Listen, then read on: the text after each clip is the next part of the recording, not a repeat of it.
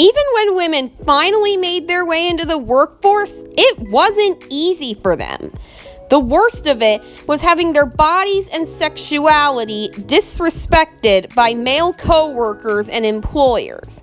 It still happens today, even if it's not as common or accepted, and it's called sexual harassment. In today's video, I'm going to talk about what this problem entails, how it's been dealt with, and how it still needs to be dealt with. But first, if you've seen my videos before, I'm really glad to see you back here at my channel. However, as of this installment, my channel is now entitled The Autistic Advocate and is mostly dedicated to essays on diversity and social justice, such as sexual harassment. Other content I used to often post on From Laura's Perspective, such as essays on music, movies, TV, and theater, will be posted on a separate channel entitled Online School of Pop Culture. I'm even starting yet another channel on the subject of religion and spirituality all around the world, entitled A World of Spirituality. Now that everyone's up to date about who I am and what I do here at YouTube, time to start talking about the difficult topic of workplace sexual harassment. First, we're going to distinguish the two main types of sexual harassment. Before I get into the history, laws, and ubiquity of workplace sexual harassment, I first need to define a few important terms. First is the term sexual harassment itself. It's defined by Oxford Languages as behavior characterized by the making of unwelcome and inappropriate sexual remarks or physical advances in a workplace or other professional or social situation. I'd say this definition fits the bill, as that's pretty much what happens in a sexual harassment situation. In a workplace setting, sexual harassment generally takes one of two forms. The first of these is quid pro quo, literally Latin for this for that. This type of harassment occurs in a workplace when a supervisor seeks sexual favors from a worker in return for some type of job benefit, such as a raise, better hours, or promotion, or threatening some form of detriment like a pay cut, demotion, poor performance review, or something else. The textbook classic example of this is that scenario in which the pervy boss says to or implies to the worker he's lusting after, "Have sex with me or you're fired." Another classic example is an employer who claims that a worker who won't submit to his sexual advances is difficult or refuses to cooperate. Now, just how far does this problem date back? Even though it wasn't common for women to work outside the home, there's evidence that as early as colonial times, women who did work outside of the home were subjected to harassment of both quid pro quo and hostile environment natures. In the 1800s, when women worked as domestic servants, their positions set the scene for male employers who objectified their house girls and made crude advances toward them and suffered no consequences. And that's just for white women who were being paid for their work. When studying American slavery and the Atlantic slave trade, something we don't talk about nearly enough is the harsh, consistent sexual harassment and assault male masters committed towards female slaves. At one point in history, factories in certain industries, such as the textile industry, hired only women. But these factors were far from the feminist utopias you might expect from an all-female workplace. While all of these workers were women, they were under the thumbs of powerful male bosses. These men used their power to make advances towards female workers without any consequence and to extort submission to their advances by threatening to fire them or cut their pay. Later on, women entered offices as secretaries. Previously, secretary had been a male job, sort of like an apprentice, but the job became feminized thanks to new devices like the typewriter, which gave rise to a whole new category of mundane tasks for which women were deemed uniquely suited. But this job had strings attached for female secretaries. They had to serve as office wives, completing tasks such as fetching coffee, buying anniversary gifts, and fulfilling the sexual desires of their male employers. When the Civil Rights Act was passed in 1964, it outlawed numerous discriminatory practices, one of which was sex discrimination. This was originally intended to mean that employers cannot hire or refuse to hire based solely on whether an applicant is male or female. But this has since extended to include sexual harassment of hired workers in the definition of sex discrimination. This was the appropriate thing to do, since sexual harassment is a form of unfair treatment often directed not only towards women, but towards men who are perceived to be or are gay, and people of transgender or non-binary gender identities. Although they hadn't started using the term sexual harassment yet, the 1974 case Barnes v. Train is considered to be the first sexual harassment case in the United States. African-American EPA payroll clerk Paulette Barnes sued her supervisor after he fired her for refusing to submit to his advances. This case was dismissed and neither party was done justice. But fast forward 3 years later, Barnes v. Costle took place, appealing Barnes v. Train. During Barnes v. Costle, the District of Columbia Court of Appeals ruled it was sex discrimination for a woman to suffer employment loss for denying requests for sexual favors. The court also found that companies are liable for not stopping sexual harassment if they know it is being conducted by supervisors.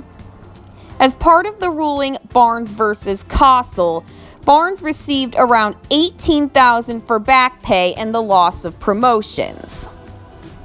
Barnes v. Costle wouldn't have been so successful if not for a case that took place the year before, Williams v. Saxbe.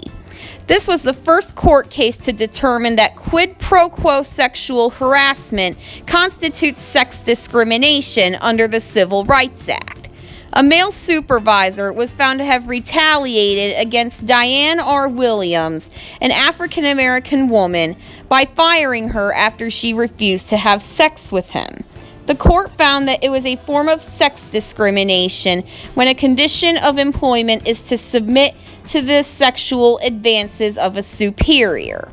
Additionally, there was evidence that other female employees had been subjected to similar harassment. Judge Charles Ritchie ruled that Diane Williams' supervisor, who is an employee under William B. Saxbe, had only required women to submit to his advances, which created an artificial barrier to employment for one gender but not the other. But Barnes v. Train wasn't the only sexual harassment case to be reversed because of Williams v. Saxbe. In the 1986 case of Meritor Savings Bank v. Vinson, the Supreme Court first recognized sexual harassment as a violation of Title VII, established the standards for analyzing whether the conduct was welcome and levels of employer liability, and that speech or conduct in itself can create a hostile environment. This case was filed by Michelle Vinson and ruled that the sexual contact between the subordinate and supervisor could not be deemed consensual due to the hierarchical relationship between those two positions. Following this ruling, reported sexual harassment cases went up from 10 being registered by the EEOC per year before 1986 to 624 cases in 1987. In 1991, Jenson's versus Eveleth Taconite Company became the first sexual harassment case to be given class action status, paving the way for future class action sexual harassment suits.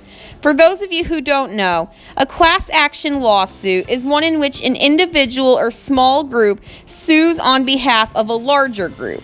In the case of Jenson versus Eveleth Taconite Company, the case was filed on behalf of Lois Jenson and other female workers at the Eveleth Taconite mine in Eveleth, Minnesota. That same year, Faragher versus City of Boca Raton, Florida, ruled that if a supervisor sexually harasses employees at a company, the higher-ups are liable. Along with Burlington versus Eveleth, this case solidified what would later be known as the Faragher-Eveleth affirmative defense, available to employers when the harassed employee suffered no tangible employment action. But in order for this defense to work, two criteria have to be met. The first is that the employer exercised reasonable care to prevent and correct promptly any sexually harassing behavior, and the plaintiff employee unreasonably failed to take advantage of any preventive or corrective opportunities provided by the employer or to avoid harm otherwise. The 2009 case, Astra versus Bildman, had more to do with employees who sexually harass coworkers or female employers and referenced the faithless servant doctrine. In this case, the court held that a company's employee who had engaged in financial misdeeds and sexual harassment must forfeit all of his salary and bonuses for the period of disloyalty. The court held that this was the case even if the employee otherwise performed valuable services, and that the employee was not entitled to recover restitution for the value of said services. The 2010 case, Reeves versus C.H. Robinson Worldwide Incorporated, ruled that a hostile work environment can be created in a workplace where sexually explicit language and pornography are present. Examples of this would include posters with images and phrases that sexualize women, or in the case of the Eveleth Taconite Company, male workers deliberately masturbated in the presence of women. A hostile workplace may exist based on the treatment of employees as a group, even if it is not targeted at any particular employee. So why is all of this such a big deal? Some of the most obvious examples are effects on a victim's career if their harasser is threatening or bribing them. Even when the threats and bribery aren't direct, workplace sexual harassment can limit a victim's career growth in more ways than one. As one example, victims who are consistently harassed may fake needing time off as a way to avoid their harassers. Not only this, but they may avoid certain activities which may have led to building social networks and career progression, such as social events or training opportunities. If the harassment is persistent, the victim may feel desperate enough to leave their job or even their field altogether, and this can cause great financial burdens. A little less obvious are the effects of harassment on a victim's mental health. Harassment victims commonly experience a range of mental health conditions, including stress, anxiety, depression, and post-traumatic stress disorder, or PTSD. Over 1 in 3 people harassed reported stress and negative impacts on mental health. Self-esteem, self-confidence, and ability to trust others can be negatively impacted.